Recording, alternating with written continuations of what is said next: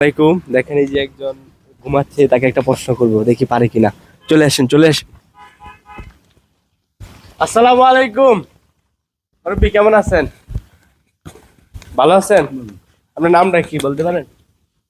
মোহাম্মদ শামসুদ্দিন। মোহাম্মদ শামসুদ্দিন। আপনি একটা প্রশ্ন করি, যদি বলতে পারেন তাহলে একটা একটা উপহার আছে, বলবো? বলেন তো শুনি, আমাদের জুম্মার নামাজ কয় রাকাত? আমি একটু সহজ করে দিই। 4 রাকাত, 2 রাকাত, 6 রাকাত, 3 রাকাত।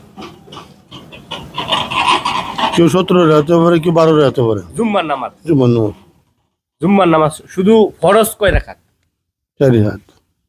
জুম্মার নামাজ ফরজ, শুধু ফরজ নামাজ আমরা যে পড়ি, ইমাম সাহেব যে পড়ায়, খুতবা শেষে যে পড়ায়, এটা কয় রাত? হুজুরে কয় রাত জুম্মার নামাজ পড়ায়? 4 হাত। 4 রাত।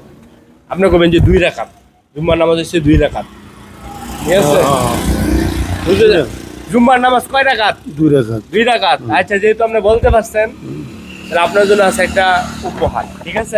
একটা এলো টোকেন বাইর করেন। 25টা শ্যাম্পু। টেম্পু। শ্যাম্পু খুশি আছেন তো নাকি? আলহামদুলিল্লাহ। আলহামদুলিল্লাহ।